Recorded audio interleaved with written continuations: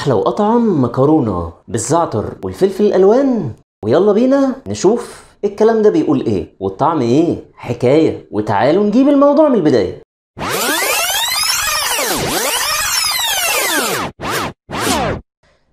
نجيب القطاعه.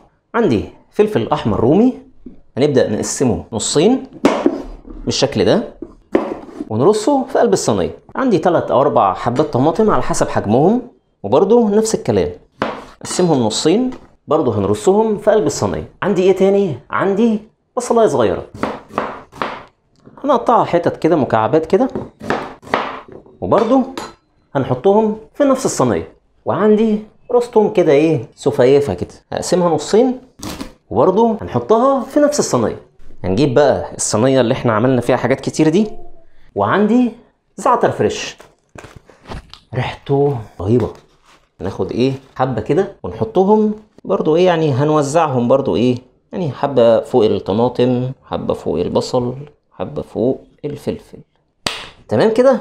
نخش على اللي بعد كده، زيت زيتون.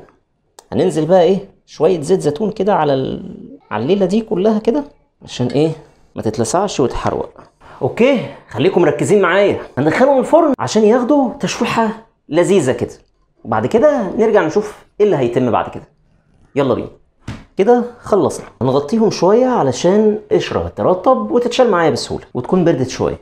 كده بردت شويه وريحتها بدات تطلع. نبدا بقى نقشرها ونضربها في الخلاط. اول حاجه هننزل بالبصل. البصل بصوا مكرمل وعامل ايه ده، كلام كبير، ده الكلام ده كبير. توم ما علينا، اللي هنا هنعمله كده وهو هيطلع لوحده. نيجي بقى للزعتر. نحاول ان احنا نفرطه كده على قد ما نقدر. هنجيبه كده ونشده بالعكس. طبعا الزعتر الفريش افضل بكتير من الناشف، بيدي الطعم بتاعه مظبوط جدا. نبدأ بقى ايه نمسك الفلفل. بصوا القشرة بتتشال بكل سهولة. ريحته جامدة جدا، ريحة الفلفل بجد. لا انا متفائل جدا بالطريقة دي. نيجي بقى للطماطيمو. يا عيني بصوا بقى لسواعة الطماطم دي، وبرضو قشرة الطماطم برضو بتطلع معانا بكل سهولة. القشرة طالعة لوحدها اهي، حاجة في منتهى السهولة، مفيش ابسط من كده. هزوده لبن رايب او كريمة. تقيل، هنزوده تاني. ريحته رهيبة، هو ده الكلام. يلا بينا نخش على بعد كده. هنزل بحتة زبدة صغيرة خالص، شوية زيت زيتون او زيت عادي، هنزل شوية زعتر، وبعدين هنزل بالصوص. هنتبل بقى شوية ملح، فلفل اسود، شوية بابريكا. البابريكا هتعزز طعم الفلفل الرومي اللي احنا حاطينه، وهتظبط اللون شوية كمان. هسيب الصوص يتسبك شوية، وبعد كده هشيل شوية منهم على جنب، وبعدين هنزل بالمكرونة المسلوقة. اقلب بقى كله مع بعضه لحد ما المكرونة تغرق في قلب الصوص. هسيبها دقيقتين بس على النار، وبعد كده هبدأ اغرف في الطبق. ننزل بقى بالصوص اللي احنا شلناه على جنب.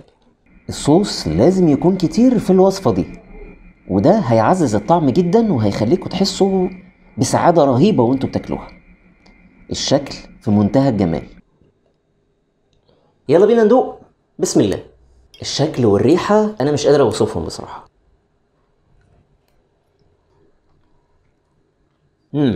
لا حلوة. المكرونة اللي احنا اكلناها السنين اللي فاتت ديت كانت مكرونة، ودي مكرونة تانية خالص. يعني محدش يقول لي ان هو ده مكرونة زي ديت قبل كده. بجد ملهاش حل. ايه في مطلب جماهيري دلوقتي، كله عايز يدوق. تحفة بجد اللي ما دقش المكرونة ديت ما دقش مكرونة قبل كده تاني. طعمها في منتهى الجمال، انصحكم تجربوه، وما تنسوش تعملوا لايك وشير وتمنشنوا لحبايبكم اللي هتاكلوهم المكرونه بالزعتر والفلفل الالوان. اشوفكم في فيديو جديد.